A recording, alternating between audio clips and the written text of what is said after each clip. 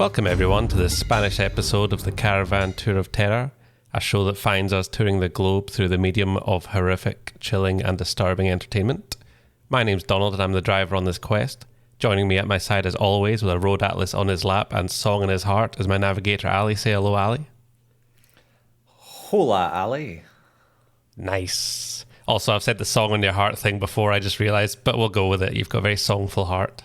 This week, we're at the Sierra Natura campsite in sunny Valencia, and the picturesque woodland surroundings and outdoor pool, look at that, are doing their best to cheer us up after the movie we just watched. Sleep tight, or Mientras, duermes, please don't hate me, which literally means while you sleep. May as well say that. Now, before Ali gets started describing this movie, I think if you haven't seen it, probably best you go and watch it right now, because I think it's excellent. I don't know what Ali thinks about it, but I think it's excellent, and I think that if you go into it cold without knowing anything, it's a wee bit better. So it's really rather good. Go watch it. But now that's out of the way, Ali, tell us a little something about Sleep Tight. Well, funnily, yeah, I agree with you. Go watch this. Fresh, clean, whatever. But funnily, this will be a relatively spoiler light episode.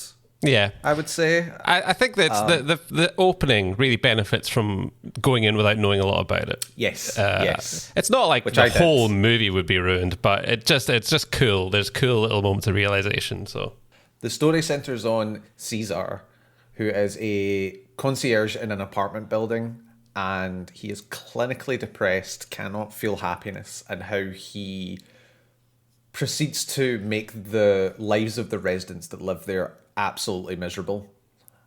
That is basically the premise of the movie. Yeah. It goes from there.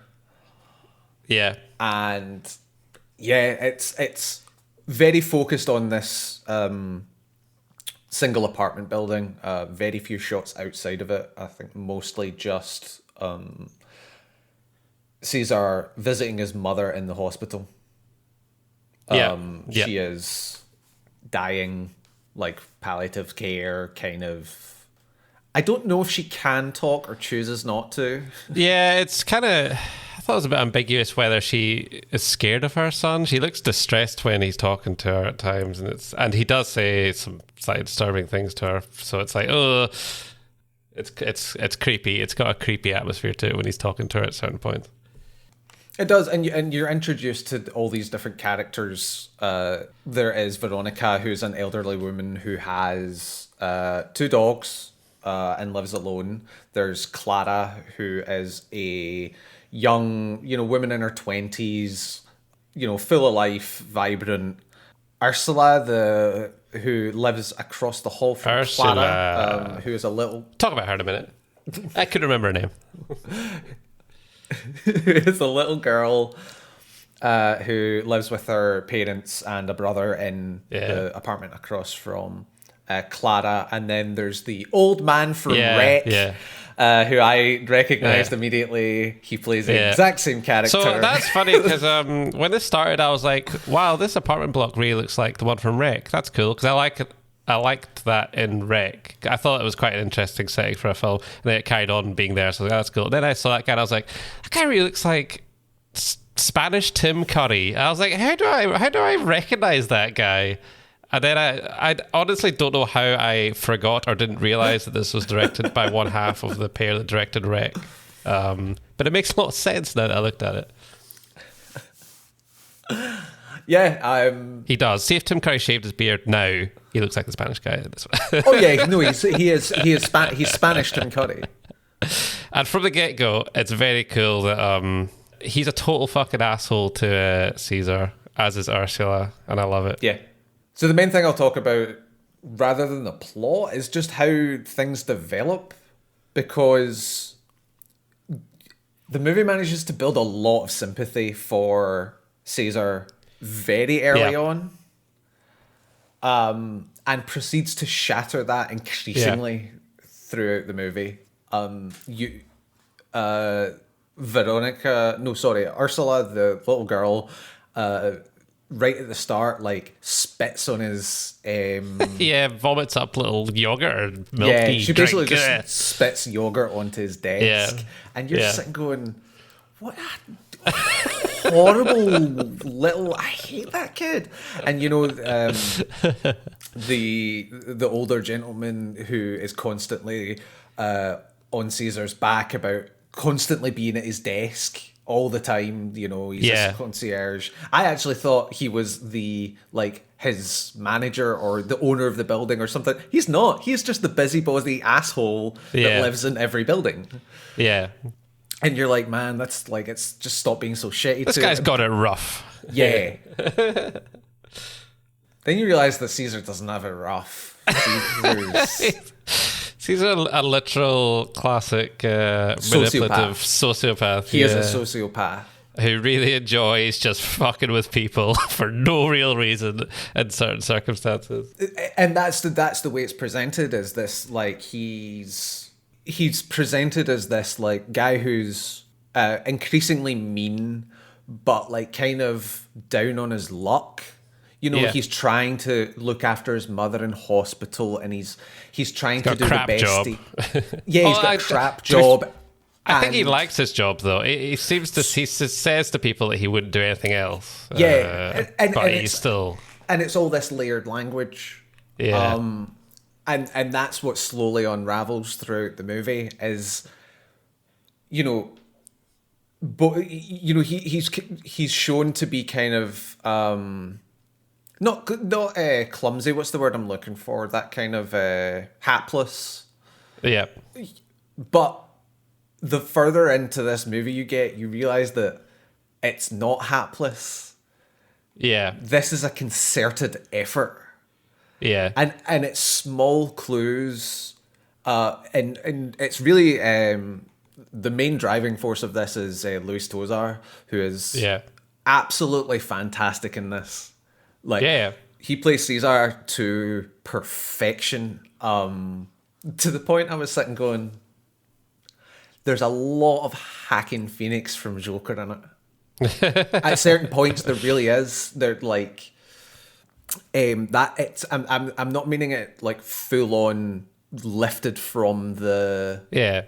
But I was sitting going, this is a very similar performance in the sense of subtlety, in the sense of some of the themes it pushes forward, and I think this was made in 2011.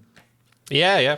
This was made in 2011, and is honestly, and this movie doesn't work without this performance. Yeah, I know, right? For sure.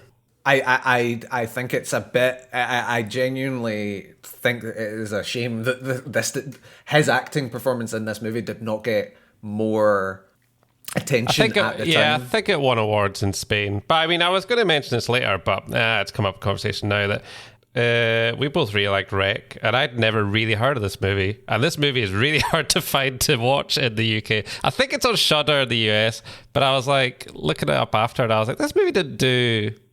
I don't even know if this movie got a Western release, in the US, the UK. I've absolutely. It seems to, for me, I don't know if I just missed it, but I don't really think it's a very well known film. It turns up in this, your top 10 lists and stuff, but I mean, I doubt anyone that we know has watched it, which is crazy. It's really good. Yeah. And it's also it strays into pure horror at certain moments, but it's the kind of psychological thriller film that a more mainstream audience would enjoy. Oh, so yeah, I think it's really weird to me. Where did this movie go?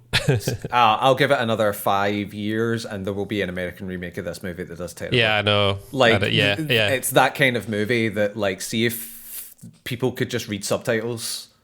It would do gangbusters because it is so solidly acted. It is. So, spoiler, I also enjoyed it to a great degree. We've said that loads already.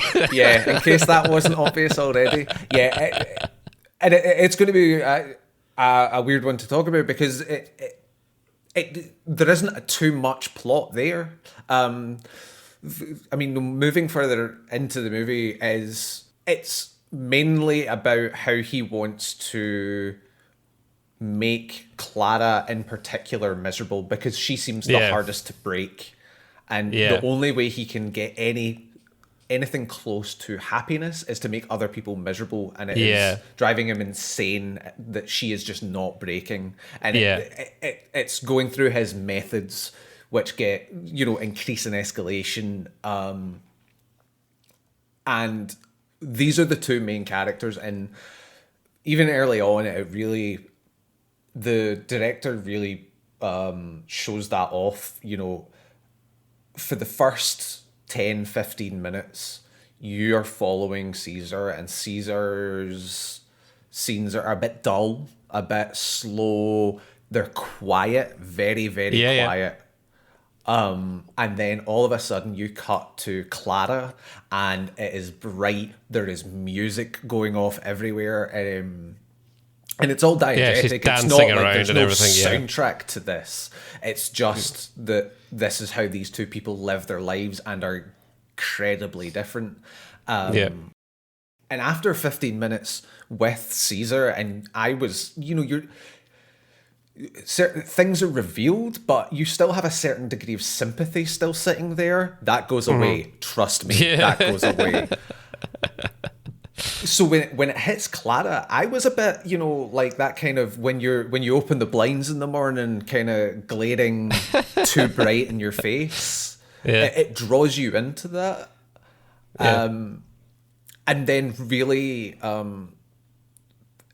it really plays on what you've invested in quite early, what these characters are and what they mean to each other.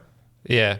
I think it's really smart that it's told from Caesar's perspective, because this movie exists a lot of times. I mean, variations on this theme already are out there all over the place, but it's never from a sympathetic viewpoint of the person that's really the driving force of all the misery or violence or whatever it could be that's in the film. So it works for that initial gut punch. Oh, this is what this is actually about, realization. But also, I mean, to be fair, I want to talk about a specific scene later, covered by spoilers, but I just say, I wanted him to get caught, but also I didn't want him to get caught. Because he was the protagonist, even though I knew I should be rooting for him, I think I still was weirdly slightly rooting for him in a kind of way. It was really weird. It was a weird it was weird to have both emotions at once. You know what I mean? Definitely, because it has this sympathetic air to him early on. He moves from being an anti-hero at the start to a straight up villain as the movie progresses further and further. And I think it's similar with Rec, and I think it kind of plays on that kind of Spanish sense of community, that everyone is in your business, but in the end has your best interests at heart kind of idea. That it explains why both of these are in apartment blocks. Rec and Sleep Tight, they're displaying two vastly different movies, but both are about you and this family that you have within your community turning on each other and actually wishing ill, whether that through wanting to eat your brains or whether they want to ruin your life by giving your dog the shits. Do you want to mention much else pre-spoilers? There's a few cool moments, and we've said before that it does. I mean, we've already said a little bit, but I mean, I do want to get into kind of specifics. Definitely, I put timestamps start and finishing for spoilers in the last episode, so we will do the same here. For me, the standout scene of this film is definitely the cat and mouse hide and seek game played in Clara's apartment, when Clara and her boyfriend are wandering around the flat, and also in Can you say in flagrante? Is that too retro of a thing to You've say? already said it, so they are in flagrante. They're engaging in coitus. They're not. Wait, hold on.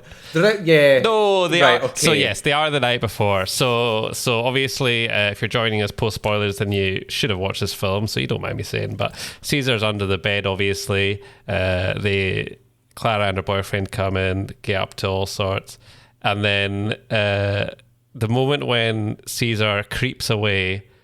I was so tense the entire time. Caesar, even though at this point he's such a villain, he should get caught. I was like, I want him to get caught, but I was like, oh my god. He crawls away, he gets to the door and realizes that he's got the wrong key in his hand and he can't leave. I was like, oh. It was the most stressed I've been watching a scene in ages, and it doesn't even end there, because then the next morning he wakes up in the shower when Clara turns it on, which reminded me of Peep Show. Remember when Mark and Jez are in the shower unit of Jez's, it doesn't matter, it's a tangent. You don't remember that? You're looking at me like you've got no idea. I've not watched all of Peep Show. Peep Show did this exact same scene first and it was tense then. This is a bit more tense. So the only thing that I found about that scene was when he's crawling out from under the bed. I was like, they're having sex in such a convenient way for him to be.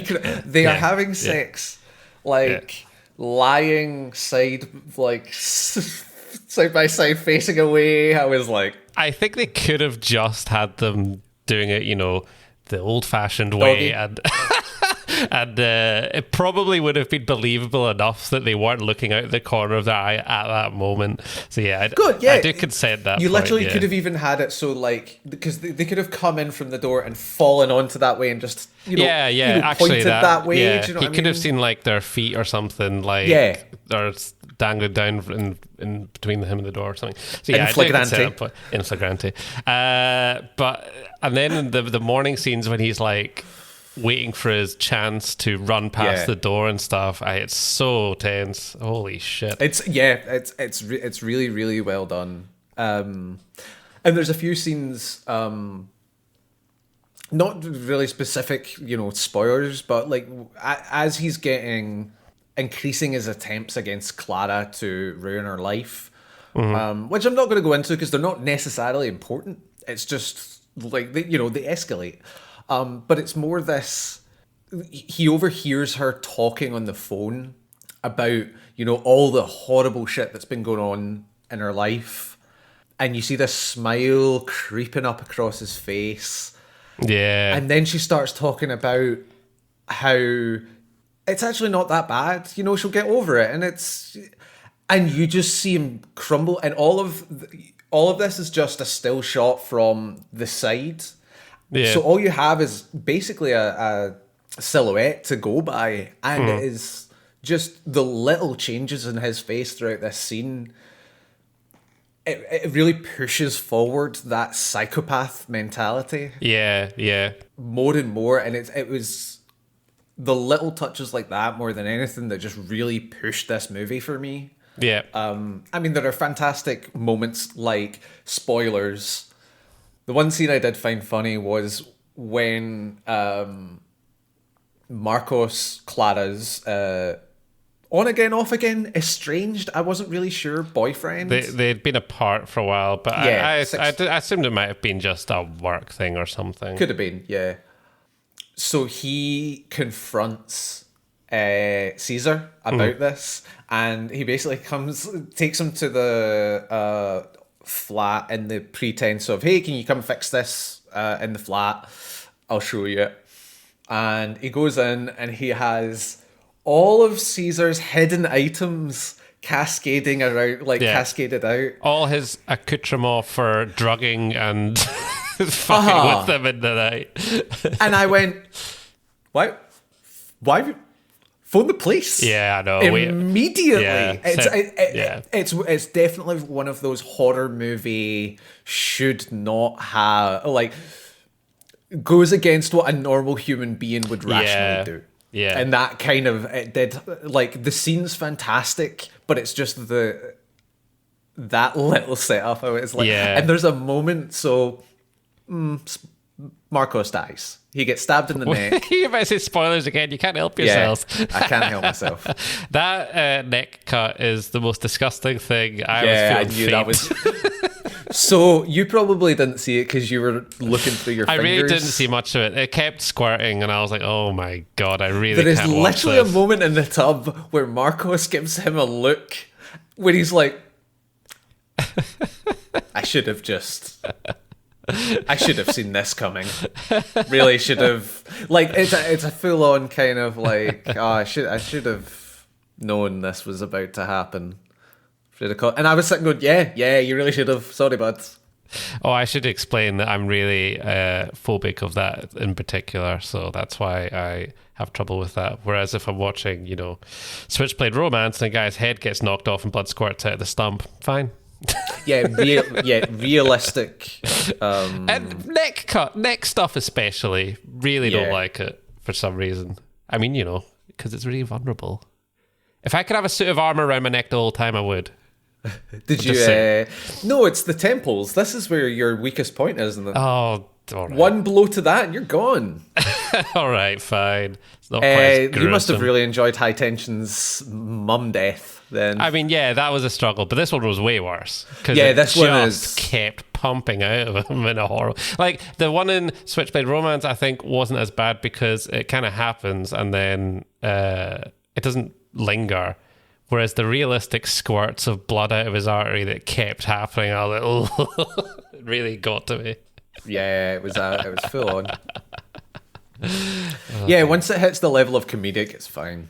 Yeah, exactly. One character I want to mention is Ursula, the little girl, who is so cool because you realize that after thinking she's just being such a little brat that she knows exactly what Caesar's doing and she's blackmailing him for stuff, money, a porno film, etc. But it means that when she's being an asshole, there's one moment where she's just leaving the apartment block and she just turns around and gives Caesar the finger, and I laughed so much.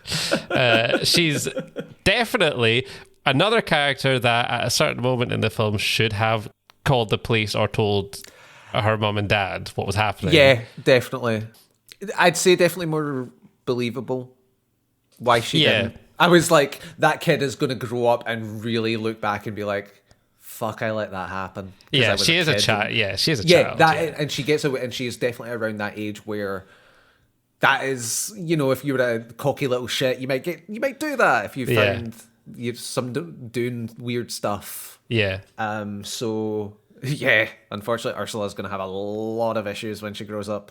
The last scene I want to talk about is Caesar's scene with Veronica. That's so fucking... Oh, God. So I think I started laughing at that as well because he just brutal. keeps going. So, carry on. Sorry, you explain it. So it's basically he's coming to the end of his tenancy in this building, and this old woman who lives alone with the two dogs, he's been lovely to her apart from making her dog shit. Yeah, he fed her dog potato pie for the sole intent of giving it diarrhea and hoping that it dies because he's a vicious bastard. Because he's a horrible piece of shit. Yeah. And he basically just breaks down of you're so alone and dogs aren't children and So you're withered on the vine, basic stuff. and it basically tears her down kind of horrifically, but with this kind of slight pretense of don't trust anyone else. Yeah, I'm your only friend here. I'm the nice one here. Yeah. And it is horrible. It's really horrible. She's just quietly being devastated by everything he's saying. Broken. She's not saying anything back much. He's just going on this long diatribe about how her life is basically meaningless. And almost over. And almost over. Yeah, there's no hope for her. Uh-huh. Oh, I'm laughing about it now. It was just because if you don't laugh, you'll cry. Yeah, it's not comedic. I just find it so funny how completely over the top horrible it was. Yeah. The scene with bugs really made me go ugh.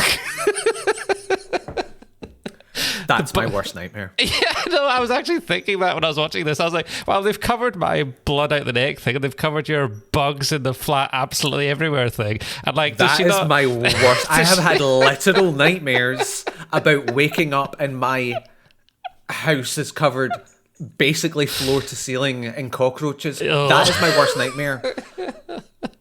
How she so didn't horrible. notice until the point she notices is a bit yeah. ridiculous. Yeah, But yeah. my God, that is my literal worst nightmare come to life. And they did it. They Does she didn't not like does she not turn the light switch on and her hand like squashes a bug by accident or something like that? Or there's something on a wall. know.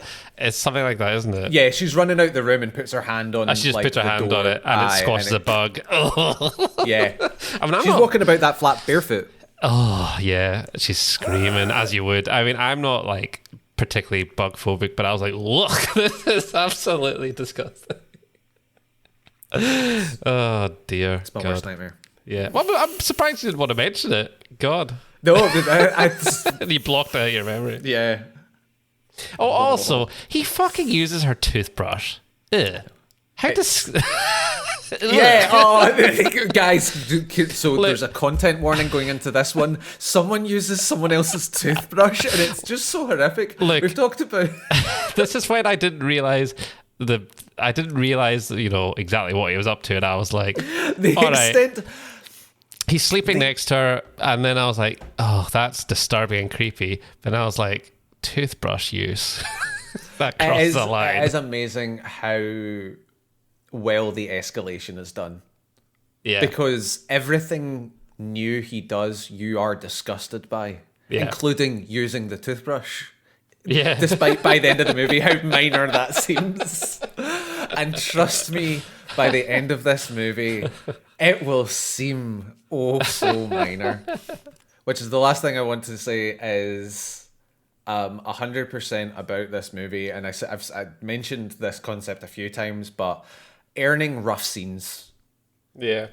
Certain scenes have to be earned. Oh, right, yeah. And there was a point where I wasn't sure if it was going to earn it, and it fucking really earns it by the end. Yeah.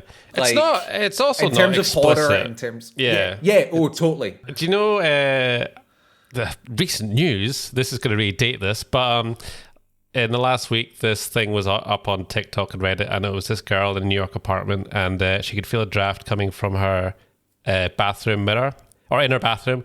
She found it was the mirror, so she like moved the mirror, and there was a hole in the wall, and the hole led to an entire flat that was abandoned and dark, and the front door of the flat wasn't even locked, so she crawled through the little hole and was looking in this hole, and then as she was doing it, her pal was like, have you seen Parasite? And stuff like that.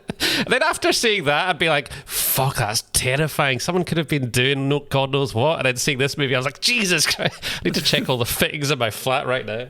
And under your bed. No, there's loads of shite under her bed, so it's fine. There's no space for anyone. Yeah, that's the most unrealistic thing about this movie is no one has that much space under their beds. Listen, if you're going to buy a bed, don't get the little skirts that hang down that mean that Luis Tozar can hide underneath it. That's all I'm going to say. Have some visibility. So, will we say spoilers end here? Yeah, I think so. It does build to a really cool climax, but I don't think it's something that we need to talk about other than I really enjoyed this film beginning to end, and I think everyone should watch it. Please. Christ. Yeah. It's kind of film that, see, apart from maybe the horrific reality of a certain quality of what's going on that Caesar's doing, I mean, I think my mum would probably enjoy this. It's a thriller. It doesn't pull punches. No. It's quite disturbing, but not like horror movie disturbing. I do think it does go into horror, but then again, I mean, there's so much stuff that people consume nowadays that's really chilling and disturbing, like real crime stuff, that I think this movie could really... It boggles my mind. Why don't we know more about this film? Why didn't it do gangbusters? I don't know. I know. I agree. It's definitely more of a thriller, but when you hit a certain point, hard hitting. yeah, it's it's not a political thriller. Like No, it is a human horror thriller. Yeah, like it's that kind of. Yeah. When I chose it, I wasn't sure if it would qualify or not. It earns its place. Yeah, absolutely earns its place. Exactly. But I really didn't know that going in, or whether we'd be telling you now, it's a good thriller, but it's not really what we want to watch on this thing. No, I am also like you. I enjoyed it beginning to end. It was well shot, incredibly well acted. Like this is, I know this is probably the third time I've done this, but it's like I cannot give that's true. Luis Tozar's performance enough credit because it makes this movie. Oh yeah, it wouldn't work without him. And the man has an incredibly unfortunate and upsetting hairline, but the mightiest eyebrows I've ever seen in my life. The mightiest eyebrows you will ever see in your life. Those things deserve their own acting credit, I'd say. I just, by the way, looked up. This was remade in 2018 in South Korea. And I don't think that got a Western release. So, yay. A movie called Doorlock, which might be interesting to watch that someday. And it seems to... I'm just reading that there. While the Spanish movie tells the story from perpetrator's perspective, the Korean movie tells the same from the point of view of the victim. So it's probably crap. Worse. But we're going to take what makes this movie interesting. Yeah, we've already said. Throw it all out the window.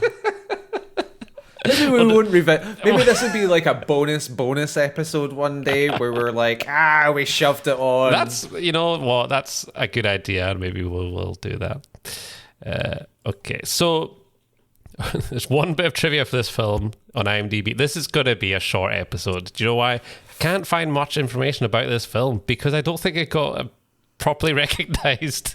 And it makes me very happy that I've seen this movie. Yeah, like, I know, the right? fact because it is so. I thoroughly enjoyed it. Oh, it got great critical reception. Oh no, the reviews totally. are great. But like the fact that it's buzz, so hard to find. Yeah, like I don't know, articles about it or stuff, like background information, very little.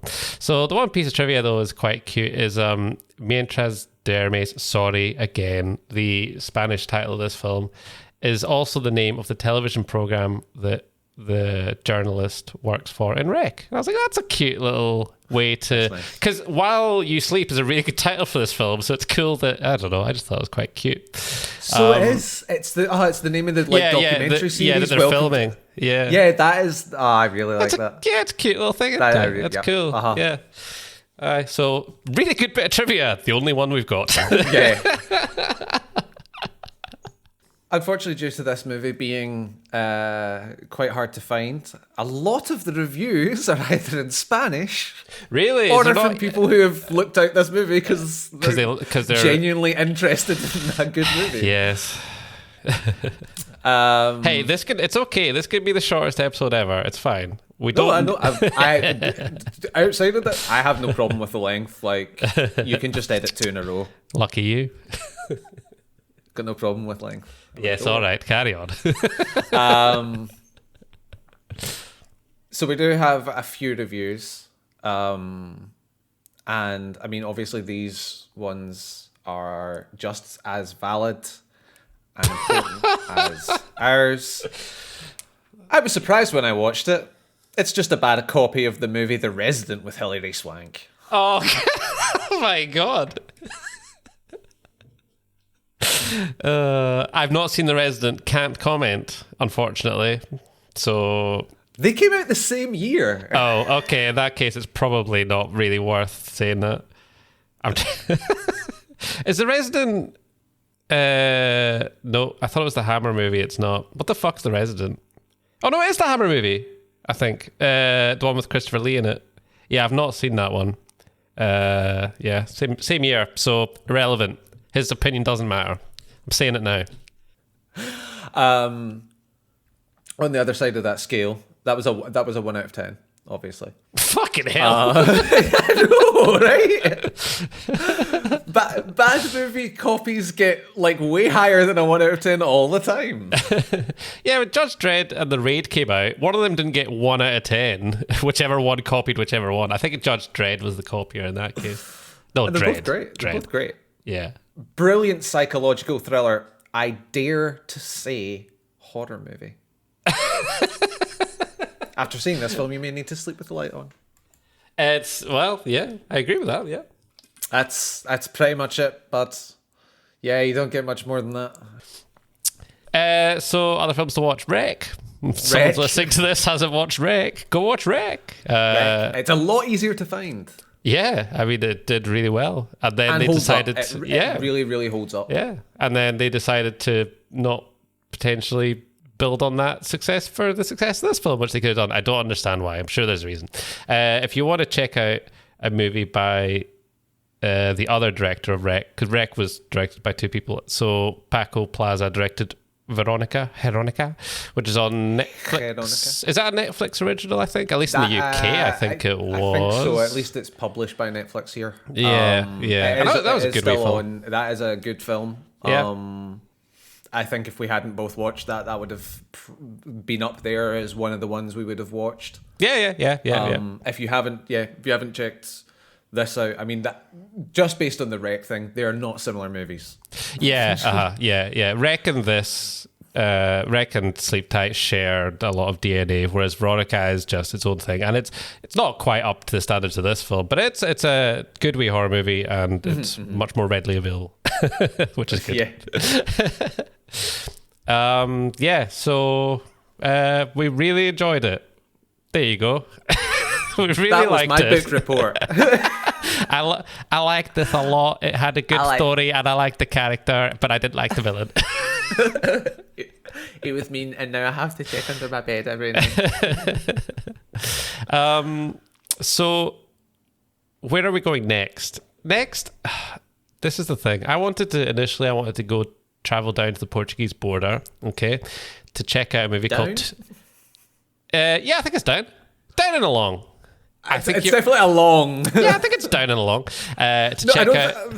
Shut up, Mr. Pettit. To check out Tombs of the Blind Dead, okay? That sounds like a nice cheesy one. You probably wouldn't have liked it because it's a 1972 zombie movie from Spanish-Portuguese movie. And I don't know. I think your mileage for that stuff isn't as good as mine, I think. I'm just saying. Your rebuttal? My rebuttal is that if you're talking about my penchant for hating old movies, I think I've come to realise that it is mainly old American movies because the Hays Code was not a universal thing. Right, okay. It's only if you wanted your movie in America. Well, remember we watched Zombie 2. Is it like those shite zombie movies? Well, I mean, it shares a bit of, it's got a bit but again, I love old Italian zombie movies. Zombie 2 is amazing. I loved it unironically. And I've watched it twice. Remember how I've watched it twice in a 6-month span or something, and I loved it both times.